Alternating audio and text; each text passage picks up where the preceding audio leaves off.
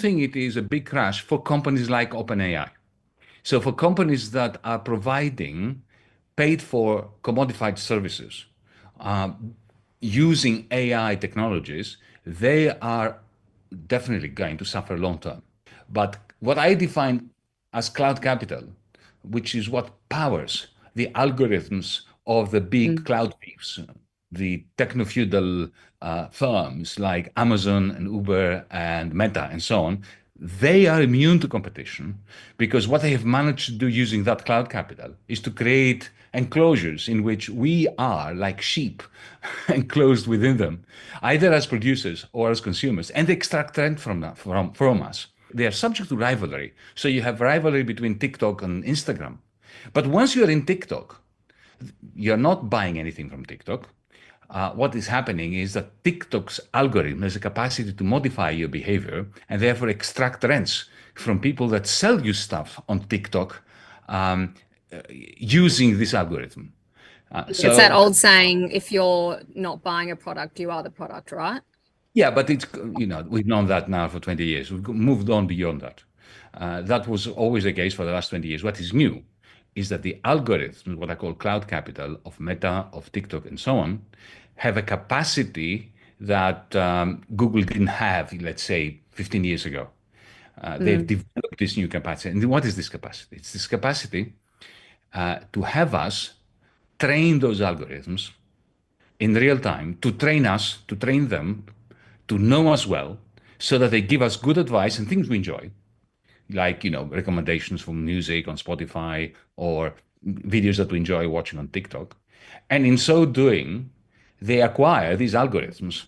We saw the likes of Zuckerberg, Elon Musk, Bezos, all at the inauguration of Trump. What did you make of that sort of tech company power at the inauguration of a president? Two things. Firstly, on the one hand, it's not new because we've always known that behind the throne there was the dollar. Uh, John D. Rockefeller was behind various presidencies once upon a time, like the rest of the robber barons.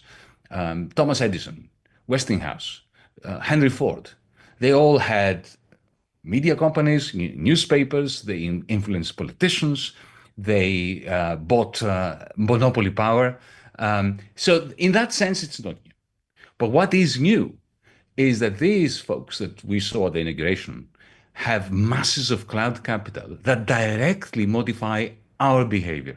And what they want from a president, and they don't give a damn whether it's Trump or anyone else, what they want from a president is to get the federal government off their back. So as to be able to use that power without any kind of impediment. The tech company owners would say that they're just giving us the content we want or selling us the things we want while making cash as well off that.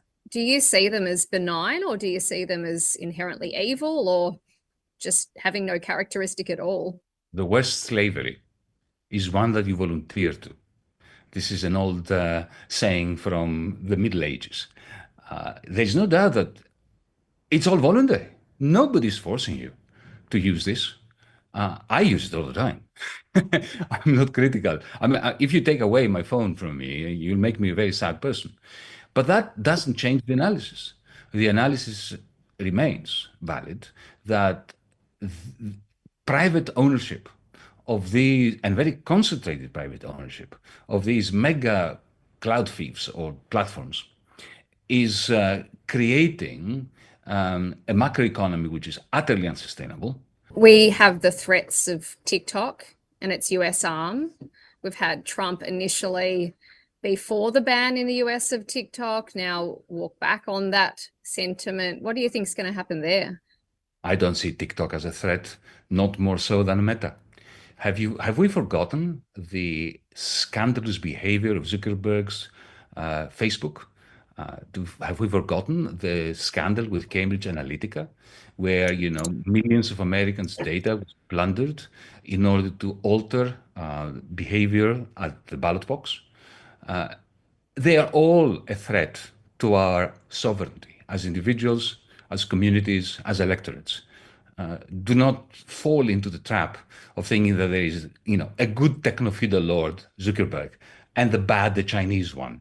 These are techno-feudal lords, and as we know, when you concentrate so much power to modify people's behavior in the hands of anyone, a small number of shareholders, then you know that democracy is a thing of the past. When you say democracy is a thing of the past, do you think that social media is eroding democracy, not helping it? I am a committed Democrat, but I don't believe we ever had democracy. It is true that with the social media, we've gained and we have lost in democratic terms. We've gained the capacity to be heard. So all of us have a podcast. We can all broadcast our views. And this is a fantastic thing. Let's not be critical of that.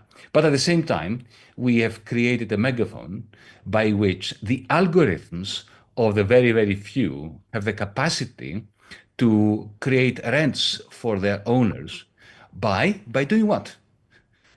By effectively turning us against one another, because this is how their algorithm is optimizing their capacity to extract rents by making sure that they maximize our engagement with the screen. One of the big concerns in recent years has been Google's power. It controls the search of about 96% of the internet. Do you see Google actually being split up, as some people are suggesting at the moment? Absolutely no. This is a pie in the sky. Breaking up Google from the search engine from YouTube is not going to reduce the power of the Google search engine over you. So the standard way of thinking of antitrust legislation is not a way to go. If you really want to deal a blow at the power of the what I call the techno-feudal lords, then there is something else you can do. You can introduce legislation that forces interoperability upon their platform. Imagine if there was a law which imposed upon X the following conditions: that I can move to Blue Sky, and when I post something on Blue Sky, even if I have left X, then all my followers on X, or former followers on X, will receive my post. Now that would reduce the switching costs and would deal a major blow at the exorbitant power of platform owners. If we really want to regulate, we should introduce interoperability. Legally, it can be done. So you're on social media. I'm going to upload this interview onto social media. How do we escape it? Can we escape it? Should we escape it? Absolutely. And the answer is democracy, democratic politics. You see, politics is not a luxury. It's not something that some people do like a hobby, like, you do surfing. Politics is the only impediment to our collective failure, to our collective demise. And therefore, democracy has never been weaker than today and never been more needed in order to introduce the checks and balances which are now absent regarding the power of these cloud capital owners.